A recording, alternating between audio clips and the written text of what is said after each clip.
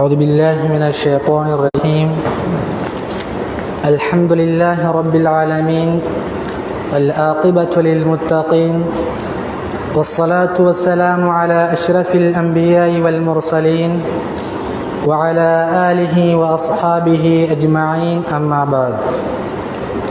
فقد قال الله تعالى في كلامه اللذيذ وفي فرقانه المجيد بعد أعوذ بالله من الشيطان الرجيم.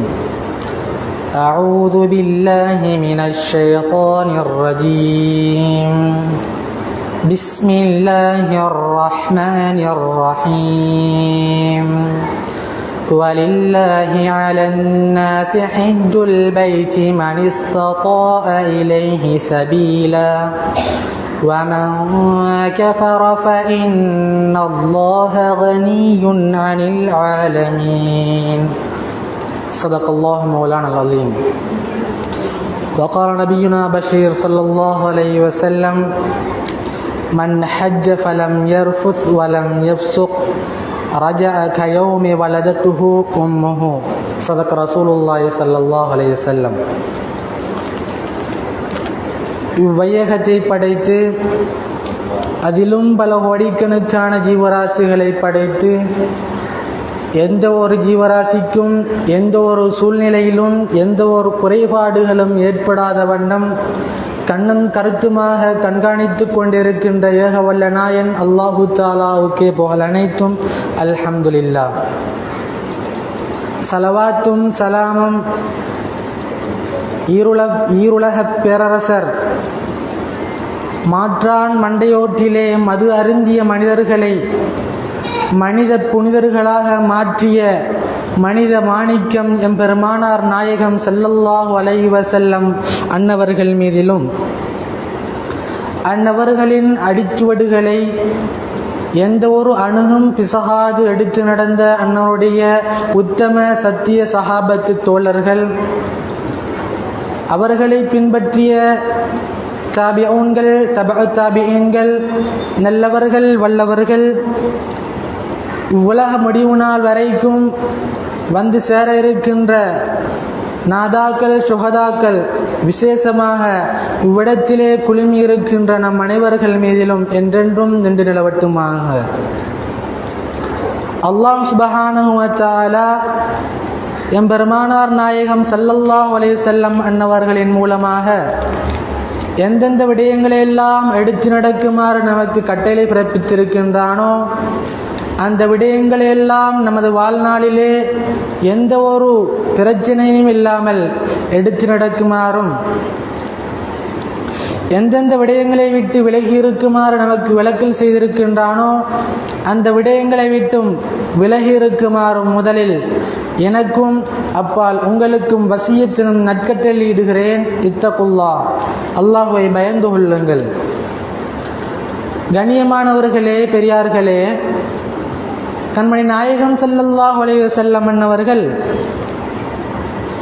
ரஜபுடைய மாதம் வந்துவிட்டது என்று சொன்னால் ஒரு விசேஷமான ஒரு துஆவை, விசேஷமான ஒரு பிரார்த்தனையை கேட்பார்கள்.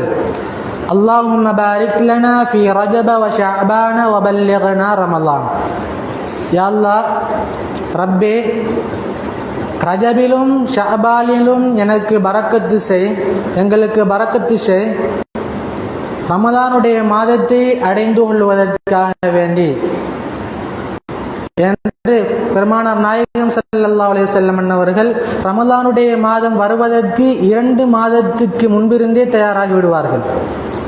அதே போன்றுதான் புனிதமிகு ஹஜ்ஜுக்காக வேண்டி தயாராகுவதற்கும் சில வரையறுக்கப்பட்ட கால எல்லைகள் இருந்து கொண்டிருக்கின்றது. என்னவென்று பார்ப்போம் என்று சொன்னால், ஷவ்வால் மாதம் தலைப்பிறை கண்டது தொடக்கம் துல்ஹஜ் பிறை 10ஆம் நாள் சுபுஹ் வரைக்கும் ஹஜ் செய்யக்கூடியவர்கள் ஹஜ்ஜுடைய காலமாக இருந்து கொண்டிருக்கின்றது. ஆகவே அன்புக்குரியவர்களே, ஹஜ் என்று சொல்லக்கூடியது, ஹஜ் என்று சொல்லக்கூடிய அந்த வணக்கம் இஸ்லாத்திலே இருக்கின்ற வணக்கங்களில் இறுதியானதும் 5வதுமான வணக்கமாக இந்த ஹஜ்ஜுடைய கடமை இருந்து கொண்டிருக்கின்றது. இந்த ஹஜ்ஜு செய்யக்கூடியவர்கள் யாரெல்லாம் ஹஜ்ஜு செய்ய வேண்டும், எப்படிப்பட்டவர்கள் ஹஜ்ஜு செய்ய வேண்டும், எல்லோரும் ஹஜ்ஜு செய்ய வேண்டுமா என்று பார்த்தோம் என்று சொன்னால் இல்லை. அதற்கும் சில வரையறுக்கப்பட்ட நிபந்தனைகள் இருக்கின்றது. ஹஜ்ஜு செய்ய வேண்டும் என்றால் மிக முக்கியமாக ஒரு மனிதனுக்கு உடலிலே பலம் இருக்க வேண்டும்.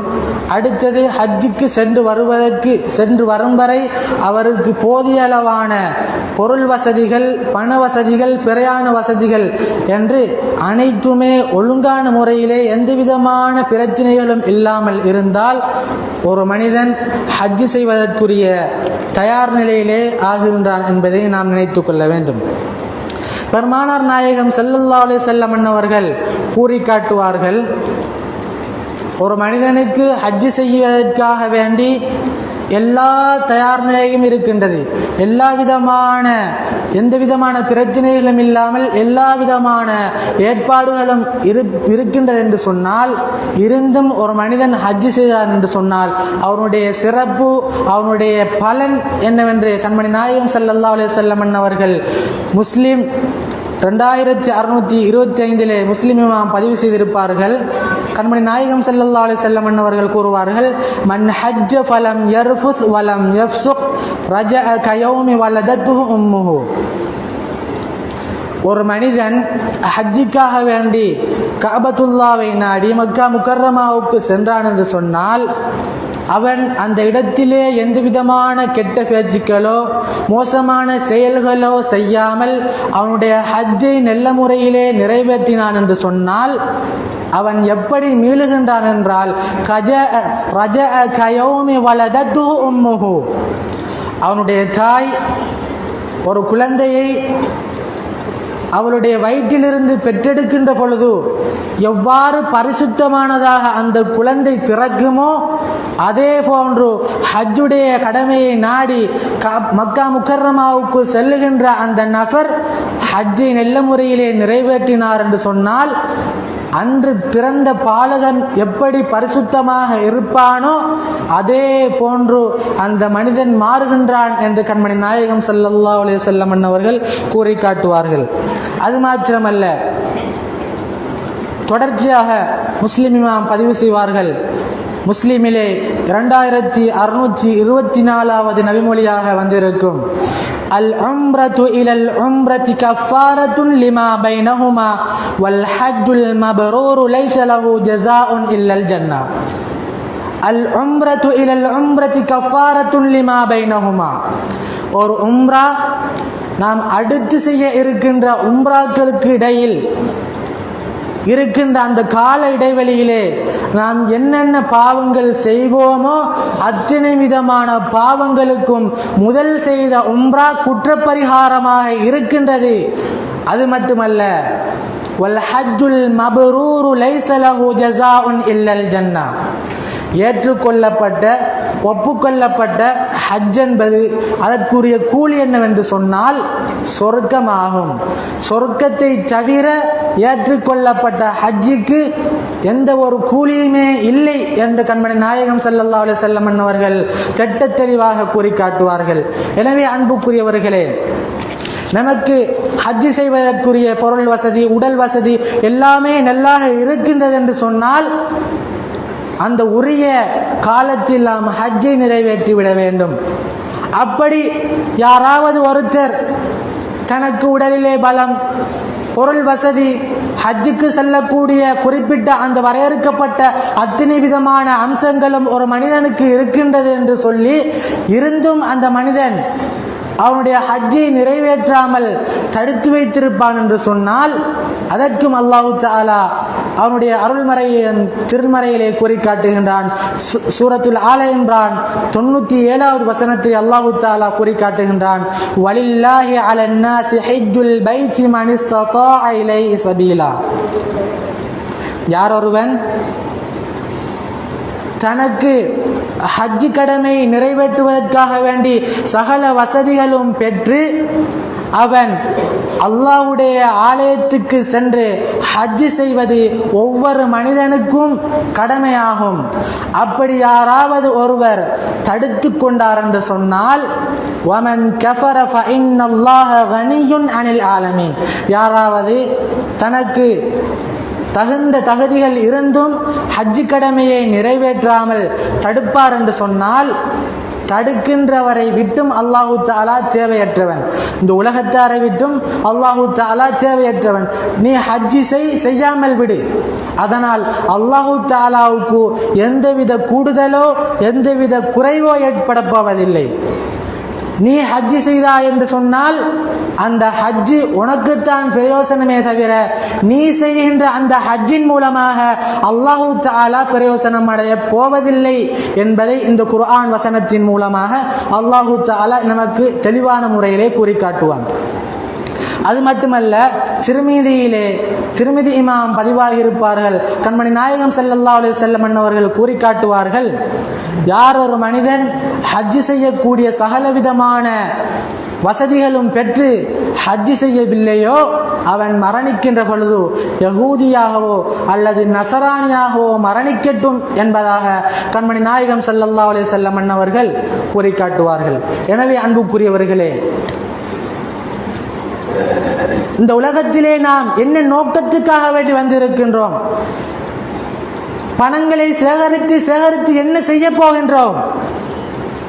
சிந்திக்க கடமைப்பட்டிருக்கின்றோம். அன்புக்குரியவர்களே, நாம் இந்த உலகத்துக்கு அனுப்பப்பட்ட நோக்கமே அல்லாஹு தஆலா நமக்கு விதியாக்கி இருக்கின்ற கடமைகளை செய்து அல்லாஹு தஆலா நமக்கு போடப்பட்டிருக்கின்ற அத்தனை விதமான காரியங்களையும் செய்து சொர்க்கத்துக்கு சொந்தக்காரர்களாக, சொர்க்கத்துக்கு நன்மாராயம் கூறப்பட்டவர்களாக, சொர்க்கத்துக்கு சொந்தக்காரர்களாக ஆகுவதற்குத்தான் இந்த உலகத்துக்கு நாம் அனுப்பி வைக்கப்பட்டிருக்கின்றோம். மாறாக அல்லாஹு தஆலா விதித்திருக்கின்ற அந்த கடமைகளை நிறைவேற்றாமல் சொத்து செல்வங்களை சேர்த்து வைத்து நாம் என்ன கண்டோம்? என்ன விடயங்களை சாதிக்கப் போகின்றோம்? இந்த உலகத்தில் இருந்து அன்புக்குரியவர்களே, சிந்திக்க கடமைப்பட்டிருக்கின்றோம். எனவே தற்காலம் ஹஜ்ஜுடைய காலம் என்பதனால் நாம் இருந்து கொண்டிருக்கின்ற இந்த காலப்பகுதி ஹஜ்ஜுக்குரிய காலப்பகுதி என்பதனால் ஹஜ்ஜு செல்லக்கூடிய அந்த ஹாஜிகளுக்கு உரிய சில முக்கியமான விடயங்களை உங்கள் முன்னிலையிலே கொஞ்சம் கூறுவோம் என்று நினைக்கின்றேன். பெரியவர்களே, கண்ணியமானவர்களே, ஒரு மனிதன் ஹஜ்ஜுக்கு செல்வதற்காக வேண்டி தயாராகிவிட்டால் அவருக்கு முதலாவதாக இஹ்ராம் என்ற ஒன்று அவருக்கு உரித்தாகிவிடும். இஹ்ராம் என்று சொன்னால் நாம் அனைவரும் நினைத்து கொண்டிருப்போம், வெள்ளை துணியால் தைக்கப்படாத வெள்ளை துணியால் மேலும் கீழும் கட்டுவது என்றுதான் இஹ்ராம் என்றால் நாம் நினைத்து கொண்டிருப்போம். இல்லை சகோதரர்களே, இஹ்ராம் என்று சொன்னால் ஹஜ் செல்பவர்கள் ஹஜ்ஜுக்காக வேண்டி நியத்து வைப்பதைத்தான் இஹ்ராம் என்று சொல்வார்கள். அந்த ஹஜ்ஜுக்காக வேண்டி நியத்து வைப்பதற்கென்று சில இடங்கள் இருக்கின்றது. ஒவ்வொரு பிரதேசத்திலிருந்தும் பல மக்கள் ஹஜ் செய்வார்கள். அவ்வாறு ஹஜ் செய்கின்ற அந்த மக்களுக்கு ஒவ்வொரு குறிப்பிட்ட இடங்கள் இருக்கின்றது ஹஜ்ஜுக்காக வேண்டி நியத்து வைப்பதற்கு. அந்த வரையறுக்கப்பட்ட அந்த பிரதேசங்களில் தான் இவர்கள் அந்த நியத்துக்களை வைத்துக் கொள்ள வேண்டும். அந்த வகையில் நம்முடைய பிரதேசத்திலிருந்து ஹஜ் செல்பவர்கள் எலம்லம் என்று சொல்லக்கூடிய அந்த பிரதேசத்திலே அவர்களுக்குரிய ஹஜ்ஜுக்குரிய நியத்துக்களை அவர்கள் வைத்துக் கொள்ள வேண்டும். மிக முக்கியமான ஒரு விஷயம் என்னவென்று சொன்னால், ஏன் அந்த இடத்திலே சென்றவுடன் நியத்து வைக்க வேண்டும் என்று சொன்னால், ஒரு ஹாஜி ஹஜ்ஜுக்காக வேண்டி நியத்து வைத்து விட்டார் என்று சொன்னால் அவர் நியத்து வைப்பதற்கு முன்னர் சில விடயங்கள் அவருக்கு ஹலாலாக இருக்கும். அந்த விடயங்கள் அவர் நியத்து வைத்த பிறகு அவருக்கு ஹராமாகிவிடும். அதனால்தான் நியத்து வைப்பதை தாமதமாக்கி அந்த இடத்திலே வைத்துக் கொள்ள வேண்டும். என்னவென்று சொன்னால், ஒரு நியத்து வைக்கின்ற ஒரு ஹாஜி அவர் நியத்து வைப்பதற்கு முதல் சில முக்கியமான விடயங்கள் அவர் செய்து கொள்ள வேண்டும். நகம் வெட்டுதல், முடிகள் வெட்டுதல், மனம் பூசுதல், அடுத்தது தலைக்கு எண்ணெய் வைத்தல், மர்மஸ்தானங்களிலே உள்ள முடிகளை அகற்றுதல், இவ்வாறு சில விடயங்கள் நியத்து வைப்பதற்கு முன்னர் ஹலாலாக இருந்த விடயங்கள் நியத்து வைத்த பின்னர் அவருக்கு ஹராமாகிவிடும். இந்த விடயங்களை நியத்து வைப்பதற்கு முன்னர் அந்த ஹஜ் செல்லக்கூடிய அந்த நபர் செய்துவிட வேண்டும். அவர் நியத்து வைத்த பின்னர் இந்த விடயங்களை செய்தார் என்று சொன்னால் அவருக்கு இவைகளெல்லாம் ஹராமாகிவிடும். அடுத்ததாக, ஹஜ் செல்லக்கூடிய ஒவ்வொருவருடைய உள்ளத்திலும் இருக்கக்கூடிய ஒரு ஆசைதான் காபத்துல்லாவுக்கு உள்ளே சென்று தொழ வேண்டும். ஹஜ் செல்லக்கூடிய ஒவ்வொரு ஹாஜிகளுடைய உள்ளத்திலும் இருக்கக்கூடிய ஒரு ஆசை, ஒரு எண்ணம், ஒரு அவாதான், நான் காபத்துல்லாவுக்கு உள்ளே சென்று தொழக்கூடிய பாக்கியம் பெற்றுவிட வேண்டும். ஆனால் அந்த பாக்கியம் எல்லோருக்கும் கிடைக்காது. அந்த பாக்கியம் பெற்ற நபர்கள் பணக்காரர்கள், செல்வந்தர்கள், மன்னர்கள், அவர்களுக்கு மாத்திரம்தான் அந்த உள்ளுக்கு சென்று தொழக்கூடிய பாக்கியம் கிடைக்கும். எனவே சகோதரர்களே, அப்படி காபத்துல்லாவுக்கு உள்ளே சென்று தொழ ஆசைப்படுபவர்கள் காபத்துல்லாவை வெளியிலே, காபத்துல்லாவை சுற்றி ஹிஜ்ர் என்று சொல்லக்கூடிய அரைவட்ட பகுதியிலே ஒரு பகுதி இருக்கின்றது. அந்த பகுதியிலே அவர் தொழுது கொள்ளலாம். அப்படி தொழுகின்ற அந்த நபர் காபத்துல்லாவிலே தொழுதார் என்று சொன்னால், ஒரு நபர் காபத்துல்லாவிலே தொழுதார் என்று சொன்னால் அவருக்கு என்ன கூலி கிடைக்குமோ அதே கூலிதான் இந்த ஹிஜ்ர் என்று சொல்லக்கூடிய இந்த அரைவட்ட பகுதியிலே தொழுகின்ற அந்த நபருக்கும் கிடைக்கின்றது. ஒரு முறை ஒரு நபித்தோழர் கூறி காட்டுவார்கள், புகாரி முஸ்லிமிலே பதிவாகியிருக்கும், எனக்கு காபத்துல்லாவுக்கு உள்ளே சென்று தொழுவதற்கு நீண்ட நாளாக ஆசை. அப்பொழுது கண்மணி நாயகம் ஸல்லல்லாஹு அலைஹி வஸல்லம் அவர்கள் என்னுடைய கையை பிடித்து இழுத்து கொண்டு ஹிஜ்ர் என்று சொல்லக்கூடிய அந்த அரைவட்ட பகுதியிலே நிறுத்தாட்டி, இந்த இடத்திலே நீங்கள் தொழுது கொள்ளுங்கள். இந்த இடத்திலே நீங்கள் தொழுவதால் காபத்துல்லாவுக்கு உள்ளே சென்று நீங்கள் தொழுதால் உங்களுக்கு என்ன கூலி கிடைக்குமோ அதே கூலி இந்த அரைவட்ட பகுதி என்று சொல்லக்கூடிய ஹிஜ்ரிலே தொழுதாலும் அதே கூலிதான் கிடைக்கும். ஆகவே காபத்துல்லாவுக்கு உள்ளே சென்று தொழ ஆசைப்படுபவர்கள் இந்த ஹிஜ்ர் என்று சொல்லக்கூடிய இந்த இடத்திலே தொழுது கொள்ளுங்கள் என்று கண்மணி நாயகம் ஸல்லல்லாஹு அலைஹி வஸல்லம் அவர்கள் கூறி காட்டுவார்கள். எனவே அன்புக்குரியவர்களே, ஹஜ்ஜுக்கு செல்ல இருந்தோம் என்று சொன்னால், காபத்துல்லாவுக்குள்ளே சென்று தொழ ஆசைப்பட்டால் நாம் அந்த ஹிஜ்ர் என்று சொல்லக்கூடிய இடத்திலே தொழுது கொள்வதால் நமக்கு அந்த ஹஜ்ஜிலே காபத்துல்லாவுக்கு உள்ளே சென்று தொழுதால் என்ன கூலி கிடைக்குமோ அதே கூலி கிடைக்கின்றது என்பதை நாம் அனைவரும் உள்ளத்திலே ஆழப்பதிந்து கொள்ள வேண்டும். அடுத்ததாக இன்னொரு விடயம் என்னவென்று சொன்னால், ஹஜ்ஜுக்கு செல்லக்கூடிய அந்த ஹாஜிகளிடத்திலே ஹஜ்ஜுக்கு செல்லாமல் இந்த ஊரிலே இருக்கின்ற ஏனைய நபர்கள் கண்மணி நாயகம் ஸல்லல்லாஹு அலைஹி வஸல்லம் அன்னருடைய தர்பாருக்கு சென்றீர்கள் என்று சொன்னால், நான் சலாம் சொல்ல சொன்னதாக சொல்லுங்கள் என்று சொன்னால், அப்படி அவர் சலாம் சொன்னார் என்றால் அந்த சலாம் ஏற்றுக்கொள்ளப்படுமா? அது கண்மணி நாயகம் ஸல்லல்லாஹு அலைஹி வஸல்லம் அன்னவர்கள் பதில் சலாம் சொல்லுவார்களா? இப்படி நாம் சொல்லி அனுப்பலாமா என்று பார்த்தால் அது கூடும். சகோதரர்களே, எந்த ஒரு சந்தேகமும் இல்லை. நாம் கண்மணி நாயகம் ஸல்லல்லாஹு அலைஹி வஸல்லம் அவர்களுக்கு சலாம் கூறி அனுப்பினோம் என்று சொன்னால் அந்த சலாத்துக்கு கண்மணி நாயகம் ஸல்லல்லாஹு அலைஹி வஸல்லம் அவர்கள் பதில் சலாம் சொல்லுவார்கள். அப்படி நாம் சொல்லி அனுப்புவதும் கூடும் என்பதும் நாம் உள்ளத்திலே பயந்து வைத்துக் கொள்ள வேண்டும். ஒரு மனிதருக்கு இந்த உலகத்திலே தற்பொழுது வெளியூரிலே இருக்கின்ற நம்முடைய கண்ணுக்கு முன்னால் இல்லாத ஒரு சகோதரருக்கு நாம் அருகிலே இருக்கின்ற சகோதரிடத்திலே நாம் சொல்லி அனுப்புவோம், இன்னாருக்கு நான் சலாம் சொன்னதாக சொல்லுங்கள் என்று. அப்படி ஒருத்தர் நான் சலாம் சொன்னதாக சொல்லுங்கள் என்று சொல்லி அனுப்பினால் அந்த சொல்லி அனுப்பப்பட்டவர் அவருக்கு சென்று சலாத்தை இன்னார் உங்களுக்கு சலாம் சொன்னார் என்று சொல்லுவது அவருக்கு அமானிதமாக இருந்து கொண்டிருக்கின்றது.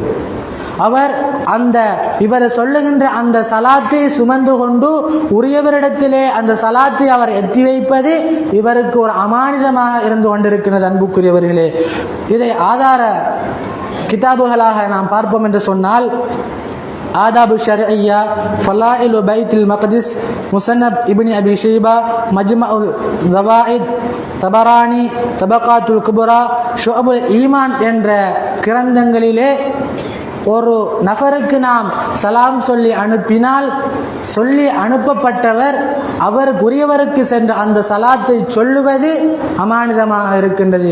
இன்னும் சில இமாம்கள் இந்த சலாத்தை சொல்லுவதை வாஜிபாக்கி வைத்திருக்கின்றார்கள்.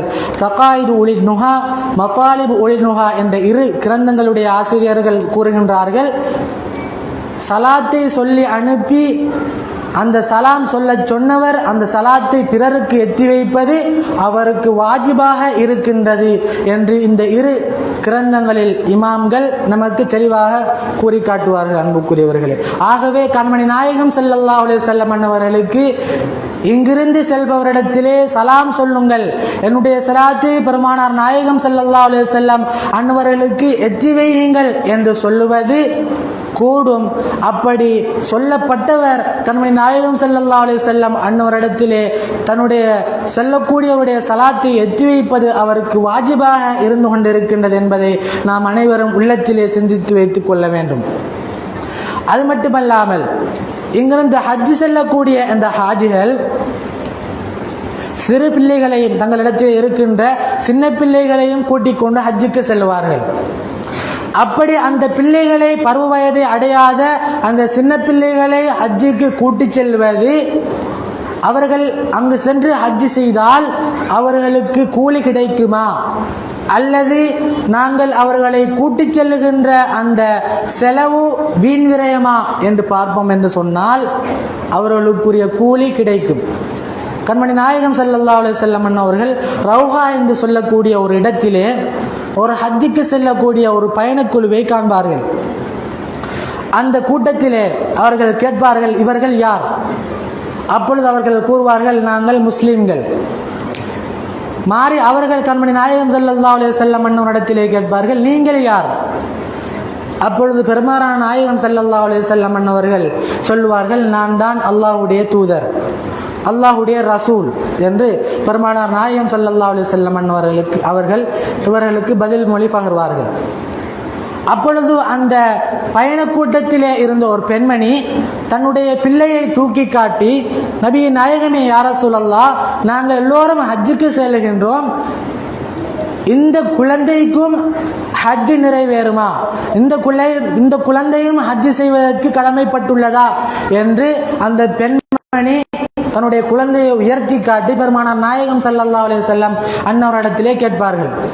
அப்பொழுது பெருமானார் நாயகம் ஸல்லல்லாஹு அலைஹி வஸல்லம் அன்னவர்கள் கூறுவார்கள், ஆம், இந்த பிள்ளை செய்கின்ற ஹஜ்ஜுக்குரிய கூலி இந்த பிள்ளையை கூட்டிச் செல்லுகின்ற உங்களுக்கு கிடைக்கின்றது என்று பெருமானார் நாயகம் ஸல்லல்லாஹு அலைஹி வஸல்லம் அன்னவர்கள் கூறி காட்டுவார்கள்.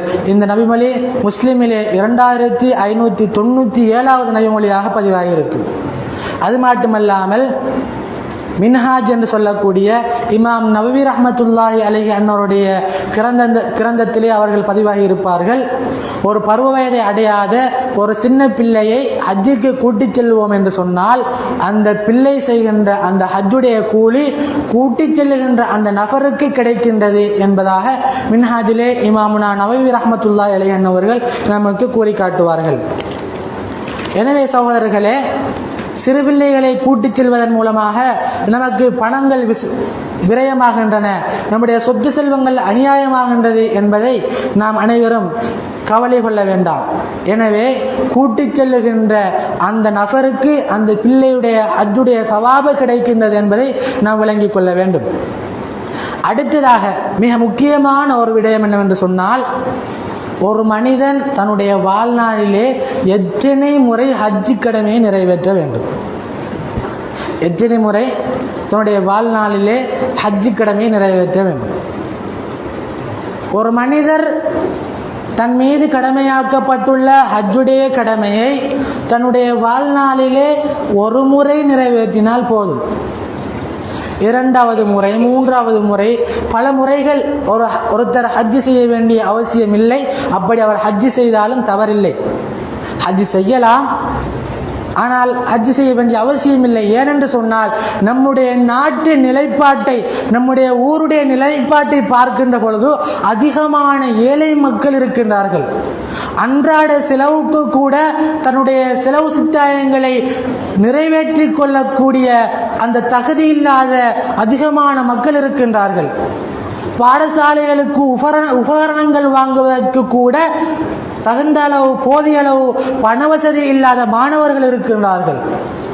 உரிய வயதை அடைந்ததும், திருமண வயதை அடைந்தும் திருமணம் முடிக்காமல் எத்தனையோ குமரிகள் இன்னும் வீட்டிலே அடைந்து கிடப்பதை காணக்கூடியதாக இருக்கின்றது. எனவே இவ்வாறு நம்முடைய ஊர்களிலே வசதிகள் இல்லாத இந்த மக்களை வைத்துக்கொண்டு இரண்டாவது முறை ஹஜ்ஜு செய்வது நமக்கு தேவையா? ஒரு மனிதர் தன்னுடைய வாழ்நாளிலே ஹஜ்ஜு செய்ய வேண்டும். ஹஜ்ஜு செய்வது அவருக்கு கடமை. அதனால் நீங்கள் உங்களுக்கு உரிய அந்த வசதிகள் வந்தவுடன் உங்களுடைய ஹஜ்ஜு கடமையை ஒரு முறை நிறைவேற்றினால் போதும்.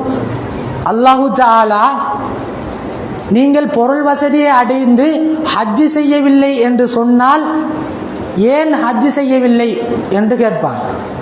நீங்கள் ஒரு முறையும் ஹஜ்ஜு செய்யவில்லை, அப்பொழுது உங்களுக்கு ஹஜ்ஜு செய்யக்கூடிய தகுதி இருக்கின்றது. அப்படி இருந்தும் நீங்கள் ஹஜ்ஜு செய்யவில்லை என்றால்தான் அல்லாஹு தஆலா உனக்கு போதிய அளவு செல்வங்களை நான் தந்தேன், அப்படி இருந்தும் நீ ஹஜ்ஜு செய்யவில்லையே என்று கேட்பான்.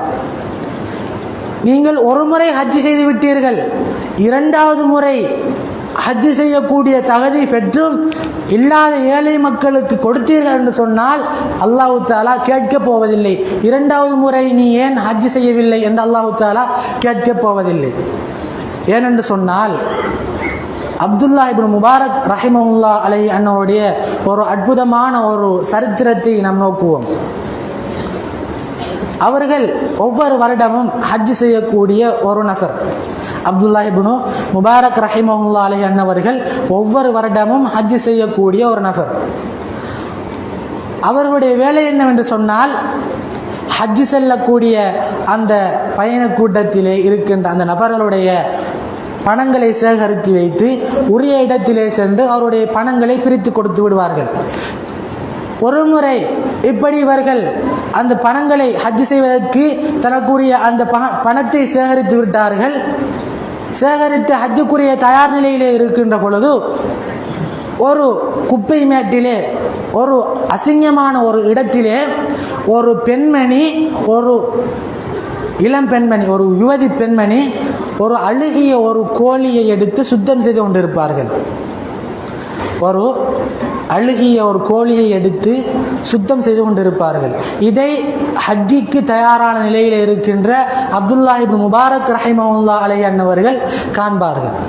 கண்டு அந்த பெண்மணியிடத்திலே போய் கேட்பார்கள், இந்த அழுகிய, இந்த அழுக்கான இந்த இடத்திலே இருக்கின்ற அந்த கோழியை எதற்காக வேண்டி நீங்கள் சுத்தம் செய்து கொண்டிருக்கின்றீர்கள் என்று கேட்பார்கள்.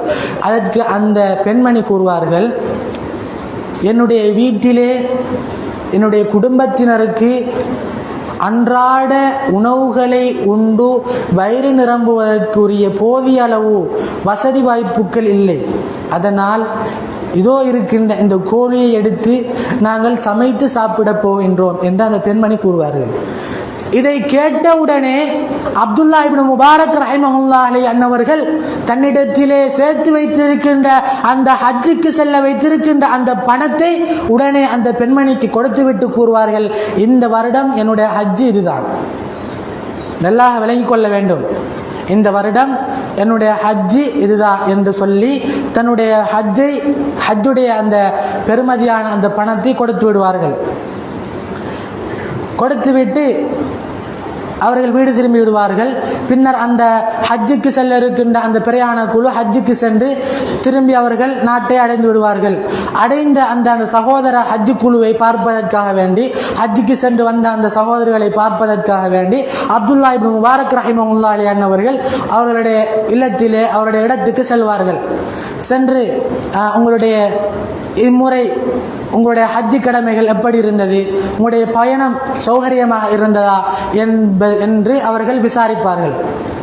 விசாரித்து கொண்டிருக்கின்ற பொழுது அந்த ஹஜ்ஜி செய்த அந்த நபர்களிலே ஒருத்தர் ஒரு சில பரிசு பொருட்களை அப்துல்லா இப்னு முபாரக் ரஹிமஹுல்லாஹி அலைஹி அன்னருடைய கையிலே ஒப்படைப்பார்கள். கொடுத்துவிட்டு கூறுவார்கள், நீங்கள் மினாவிலே இருக்கின்ற பொழுது, மினா என்று சொன்னால் மக்கா முக்கர்ரமாவிலே இருக்கின்ற ஒரு இடம், அந்த இடத்திலே மினாவிலே வைத்து நீங்கள் ஹஜ்ஜுடைய அந்த காலத்திலே இந்த பொருளை வைத்துக்க சொல்லி என்னிடத்திலே தந்தீர்கள், இந்தாருங்கள் உங்களுடைய பொருள் என்பதாக அந்த தோழர் அப்துல்லா இப்னு முபாரக் ரஹிமஹுல்லாஹி அலைஹி அன்னவரிடத்திலே அந்த பொருட்களை, அன்பளிப்பு பொருளை கொடுப்பார்கள். இவர்கள் கூறுவார்கள், நான் தான் ஹஜ்ஜிக்கே வரவில்லையே, எப்படி உங்களுக்கு நான் இந்த பொருளை தந்திருக்க முடியும் என்பதாக அவர்கள் கேட்பார்கள். நான் அதையெல்லாம் அறிய மாட்டேன், நீங்கள் தான் உங்களுடைய கைகளால் இந்த பொருளை எனக்கு தந்தீர்கள். ஆனால் இவர்கள் ஹஜ்ஜிக்கு செல்லவில்லை. இவர்கள் எப்படி கொடுக்கின்றார்கள், நீங்கள் ஹஜ்ஜிலே வைத்து இந்த பொருளை எனக்கு தந்தீர்கள் என்பதாக இவர்கள் அந்த பொருளை கொடுக்கின்றார்கள். ஆனால் அப்துல்லா இப்னு முபாரக் ரஹிமஹுல்லாஹி அலைஹி என்பவர்கள் அவ்வருடம் ஹஜ்ஜிக்கு செல்லவில்லை. அவரை சந்தித்து விட்டு வீட்டிலே போய் தூங்கிவிட்டார்கள். தூங்குகின்ற பொழுது அவருக்கு ஒரு அசரீரி கேட்கின்றது, ஒரு சத்தம் கேட்கின்றது, அப்துல்லாவே நீங்கள் செய்த அந்த ஹஜ்ஜு ஒப்புக்கொள்ளப்பட்டு விட்டது, நீங்கள் செய்த அந்த ஹஜ்ஜி ஏற்றுக்கொள்ளப்பட்டு விட்டது, உங்களுக்கு பதிலாக அல்லாஹு தஆலா ஹஜ்ஜி செய்வதற்காக வேண்டி ஒரு மலக்கை சாட்டி உங்களுடைய ஹஜ்ஜை நிறைவேற்றி விட்டான். ஏன்? இரண்டாவது பலமுறை அவர்கள் ஹஜ்ஜு செய்ய இருந்தார்கள், இருந்தும் இம்முறை நமக்கு ஹஜ்ஜு செய்ய தேவையில்லை, ஏழைப்பட்ட அந்த சமூகத்தாருக்கு, அந்த குடும்பத்தாருக்கு கொடுத்த காரணத்தால் அல்லாஹு தஆலா அப்துல்லா இப்னு முபாரக் ரஹிமஹுல்லாஹி அலைஹி அன்னவர்களுக்கு பதிலாக அவ்வருடம் இன்னும் ஒரு மலக்கை சாட்டி ஹஜ்ஜு செய்ய வைப்பான். எவ்வளவு பெரிய பாக்கியம் அன்புக்குரியவர்களே! ஆகவே நம் ஒவ்வொருத்தரும் சிந்தையிலே கொள்ள வேண்டிய ஒரு முக்கிய விடயம், நம்முடைய வாழ்நாளிலே ஒரு முறை ஹஜ்ஜு செய்தோம் என்று சொன்னால் போதும். பல ஹஜ்ஜிகள் செய்ய வேண்டிய அவசியங்கள் இல்லை என்று நம்முடைய சூழ்நிலையை பொறுத்தவரையிலே, நம்முடைய ஊர் மக்களுடைய வசதி வாய்ப்பை பொறுத்தவரையிலே இரண்டாவது முறை நம்ம ஹஜ்ஜு செய்யக்கூடிய தேவைப்பாடு நமக்கு இல்லை. இல்லாத அந்த மக்களுக்கு கொடுத்து உதவுவது நமக்கு ஹஜ்ஜு செய்த நன்மையை தரும் என்பதை நாம் அனைவரும் உள்ளத்திலே ஆழப்பதிய வைத்துக் கொள்ள வேண்டும்.